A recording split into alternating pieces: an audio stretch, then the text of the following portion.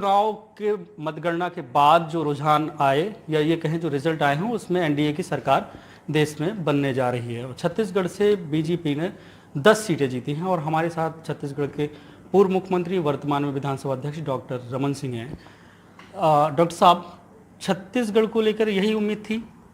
छत्तीसगढ़ को लेकर हम लोग चुनाव के बीच में और चुनाव के होने के बाद भी इस बात को दोहराते रहे और लक्ष्य तो था 11 में 11, एक लोकसभा में थोड़ा पीछे रह गए, मगर 10 लोकसभा सीट जीत के निश्चित रूप से भारतीय जनता पार्टी के कार्यकर्ताओं ने बहुत शानदार मेहनत किया और मैं बधाई दूंगा मुख्यमंत्री जी को, उनकी योजनाओं को, मोदी जी की मेहनत को, अमित शाह जी की मेहनत को, जिसकी वजह से छत्तीसगढ़ में ये सफलता मिली।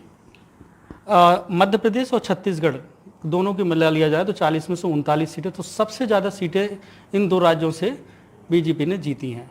उत्तर प्रदेश एक समय पे गढ़ बन गया था और लेकिन इस बार बड़ा नुकसान, क्या वजह लगती है?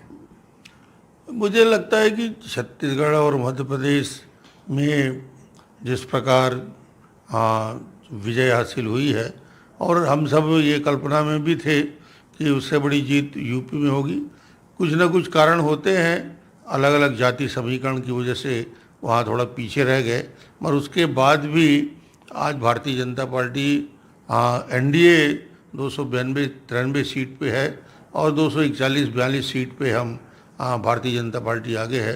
तो स्पष्ट बहुमत के साथ एनडीए की सरकार बन रही है। हम मोदी जी तीसरी बार प्रधानमंत्री बनेंगे। देश में चर्चा इस बात को लेकर हो कि भारतीय जनता पार्टी अभी अगर देखें तो 240 के करीब जीत रही है। तो ऐसी स्थिति में ये चर्चाएं होने लगी कि भारतीय जनता पार्टी ने जो अपने कद्दावर नेता जिन राज्यों के हों उनको किनारे किया, जैसे वसुंधरा राज्य हैं राजस्थान में, और उत्तर प्रदेश में चुनाव के पहले ये चर्चा होने लगी थी कि अगर पूर्ण बहुमत से आते हैं तो योगी आदित्यनाथ को हटा दिया जाएगा। तो ये इसका भी फर्क पड़ा है कि जो नैरेटिव बनता रहा? नहीं, किसी को हटाने, किसी को जोड़ने के लिए तो अफवाह कांग्रेस के लोगों ने और आप के लोगों ने फैलाया था। ये भारतीय जनता पार्टी परिवार भाव से चुनाव लड़ते हैं, सब मिल के लड़ते हैं और जितना मेहनत हम सब ने मिल के किया, वसुंधरा जी ने भी किया और पूरे देश के सभी वरिष्ठ कार्यकर्ताओं ने किया।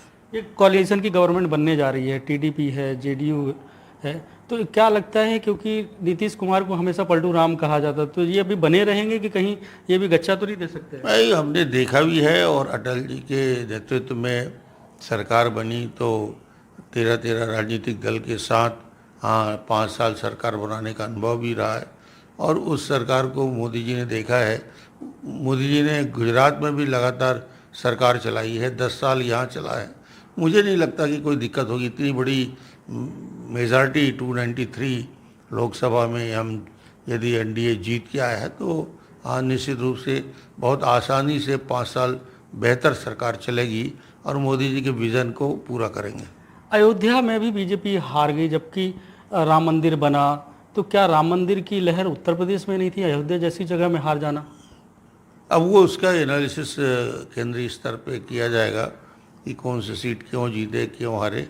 कुछ न कुछ स्थानीय कारण होते हैं। मोदी जी प्रधानमंत्री बनेंगे कि कुछ और भी चर्चाएं होंगी? स्पष्ट है, साफ है और देश की जनता के सामने तय हो चुका है। तीसरी बार इस देश में माननीय नरेंद्र मोदी जी प्रधानमंत्री जी बनेंगे और कोई विषय प्रधानमंत्री पद के लिए है भी नहीं।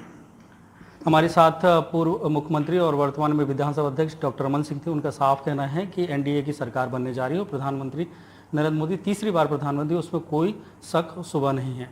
रायपुर से जुल्फिकार अली, एनडीटीवी के लिए।